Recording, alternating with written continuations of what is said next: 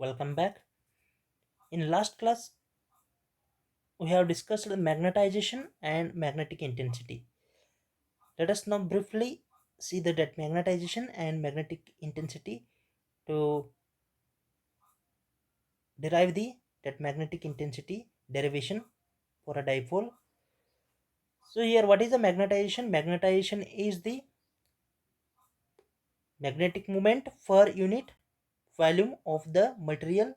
It is called as magnetization. So the expression is m equals to small m divided by phi. Small m is magnetic moment, dipole moment, divided by total volume or per unit volume. So this magnetization is nothing but it is a property which brings the normal material into the magnetic material. So that is only nothing but the next. What is the magnetic intensity? So which cause or which reason that normal material is converting into the magnetic material, so that cause is there, that cause is called as a magnetic intensity. So let us see the definition of that magnetic intensity. So magnetic intensity is defined as the ratio of magnetic field in a free space to the permeability of the free space. So the expression is h equals to b naught divided by mu naught. So and then what is the dependence here? It depends on the that geometry of the circuit, and it depends on the that conduction of the current. So it depends on it, and then after that what will happen? It produces the magnetic intensity in the dead material. So and now here we'll move to the next concept, that is derivation of magnetic intensity. So let us see now here.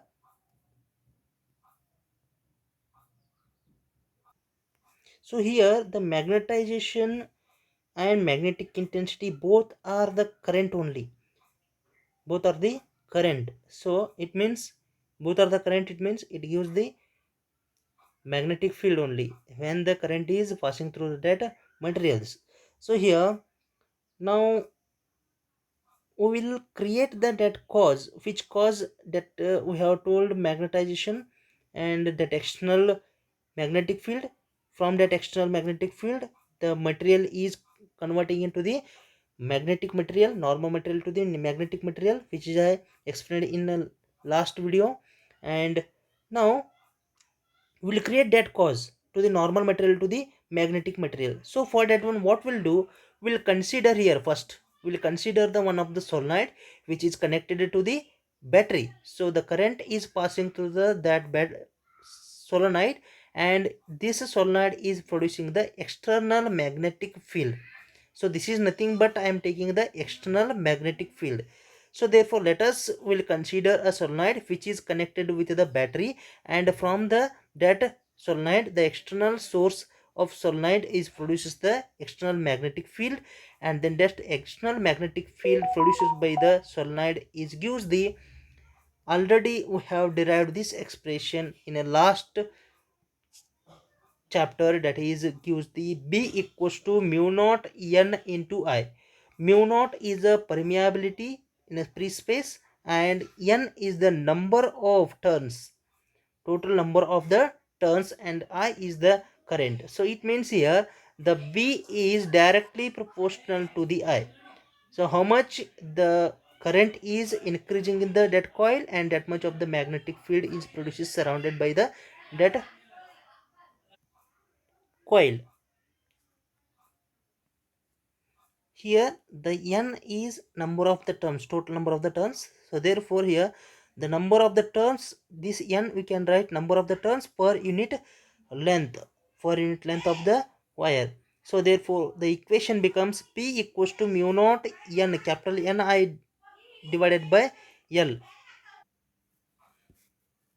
So now here this term we will write like this: Ni divided by L equals to IF. So here the current is depends on the number of the turns and per unit length of that wire. So this term, total term, we can write IF. So this IF is nothing but the free current per unit length. This IF is nothing but the free current per unit length of the that wire, and this free current is produced by this solenoid. So whatever this solenoid is there, from this solenoid the free current is going to be produced. So this free current is generates the magnetic field surrounded by the that solenoid. So therefore we can write this term as like B equals to mu naught IF, mu naught IF. So I hope up to here you understood. Now what we'll do, we'll take one of the material. I will take one of the normal material. If we place this normal material, then what will happen, the magnetic field is produces, and that magnetic field in the material is generates, and then that material becomes a magnetized material. That material becomes a magnetized material. So therefore now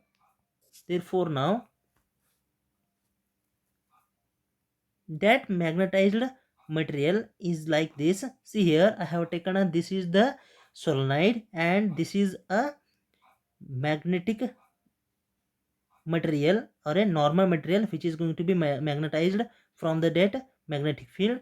And then if I placed this magnetic material or a normal material into the that solenoid, see here in this diagram I have placed, and after placing of this material, then what will happen, from the external magnetic field the normal material is magnetizing, and that is becoming a magnetic dipole, that is becoming a magnetic dipole material. And then here we should note that before placing the this normal material, the normal material, that the magnetic dipoles are acting like this, and then it means in a random direction. Therefore the that dipole moment is there, the dipole moment is zero when it is out from the that magnetic field. So if you place the into the that magnetic field, in that time what will happen, all the dipole, the moment is in a same direction, it all the atoms are moving in same direction, and then it becomes a magnetic dipole moment, it gives the magnetic dipole moment there. So let us now take here what is the magnetization. So the magnetization is equals to the magnetic dipole moment per unit volume. So the expression is m divided by v. The expression is capital M equals to small m divided by v. Where we place this material, the magnetic moment will produces the from the that bound current. So and now here in this material, whatever that current is produces, that current is called as a bound current. It is called as a bound current. So that bound current we can write, or magnetization we can write m equals to n into, we can write this one, m equals to n into I into a divided by phi. So n is a number of the terms per unit volume, and I is the current carrying a that material placed in the solenoid, and a is the area of that material. So and v is the volume of the that normal material. So and here this I we can write a bound current, or we can write this is the IB. So which is due to the this current which is due to the place of material into the solenoid. Are you getting my point? So this is the solenoid, and which is we are going to place the this normal material, and from this external magnetic field we are getting the sum of the current through the that material. That current is called as bound current. It means due to the that accepting the that magnetic field. So therefore here the magnetization is equals to the NIB into A divided by this volume. We can write area into length. So area get cancelled. So therefore what remains now? The N into IB divided by L is remains. So this one we can write. However, we have written that N into I divided by L as in the free current. So that is I have written IF, free current. So likewise we will write this term is IB. This is the bound current we'll write. So IB is nothing but bound current per unit length. IB is nothing but bound current per unit length. So now from solenoid we got one of the magnetic field, that is a free magnetic field, and from this normal material which is magnetizing, when we place it into the magnetic field, in that time we are getting one of the magnetic field. So that is nothing but the bound magnetic field. So now what we'll do, we'll calculate the total magnetic field of that material and then solenoid which is going to produce from the current. So therefore the total magnetic field is equals to the B equals to the BF plus BB. So what is the BF? BF is nothing but mu naught into IF.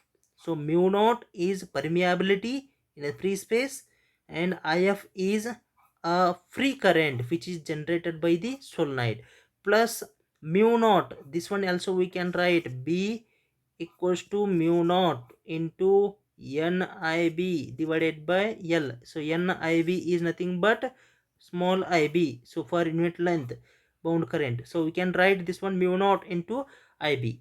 So now mu naught is a common in this term, so we'll remove this mu naught from the that term. So mu naught into bracket IF plus IB, IF plus IB. So we have calculated this IF here now. So we'll write in that term mu naught into bracket IF plus M. IF plus M is nothing but the magnetization, and then this IF is nothing but magnetic intensity due to the that external magnetic field. So this one is indicated, this free current is gives the H. So that is the cause here. This is the cause where the for a magnetization.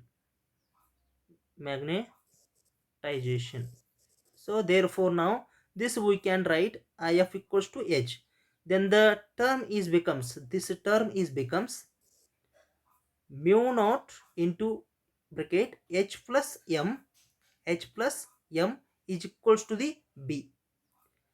So otherwise we will write this term B divided by mu naught minus of this M equals to the IF. So IF is H, we have written here. B divided by mu naught minus of M equals to H. And here the magnetization is directly proportional to the H. We know that. This is a knowing term. We know that. This is, we know the term. And then this M is directly proportional to the H. We can write M equals to the proportionality constant psi M. We can write, we can call this is a psi or xi M into H. So similarly we have studied in electrostatics. So that electrostatics is gives the polarization is directly proportional to the electric field or electric intensity. So there we can use this term P equals to polarization equals to the xi E. The xi E is nothing but the dielectric susceptibility. Dielectric susceptibility, it is gives the susceptibility constant. So then similarly we'll write in the magnetization also, that is M equals to xi m into H. So xi m is a diamagnetic susceptibility. So what is the use of that diamagnetic susceptibility, and how is the behavior? It shows the what is the behavior of the that material in external magnetic field. It means it means see here, some of the materials are paramagnetic materials, some of the materials are diamagnetic materials, some of the magnetic materials are the ferromagnetic materials. So it shows the, it depends on, this xi m is depends on the behavior of that material, and on that behavior it gives the magnetization. It means if the material is aluminum, if the material is iron, if the material is a copper, so it depends on that xi. It means it gives the how is the behavior of material in external. It means if you place the these materials in the magnetic field, in that time how it is behaves, so that is gives the xi. So we'll study in a next classes what is the susceptibility and what is the permeabilities. So therefore now the term is becomes m, we got here this term. So place this m into the that equation. Which equation? In this equation, this equation. So now the equation becomes H equals to B divided by mu naught minus of xi m into H. So H plus will take this term left side, xi m into H, xi m into H equals to the B divided by mu naught. So this mu naught we can write, this mu naught we can write H into mu naught, H into mu naught 1 plus xi m is equals to B, is equals to the B. So we know that the term of mu is equals to the mu naught into bracket 1 plus xi m, mu naught into bracket 1 plus xi m, and then we'll put this term into this equation. So then the expression becomes B equals to H into mu, B equals to H into mu, then the H equals to B divided by mu. So this is gives the expression of magnetic intensity. I hope all of you understand this derivation. It is a very easiest derivation and easiest concept. If you are getting any problem while watching, otherwise after completion of this video, you may call me, otherwise message and ask me, and I will give a one of the assignment question.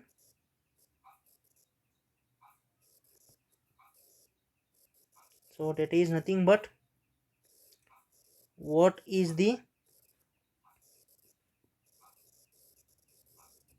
magnetization, and second one, what is the magnetic intensity, and derive the expression of magnetic intensity. Thank you.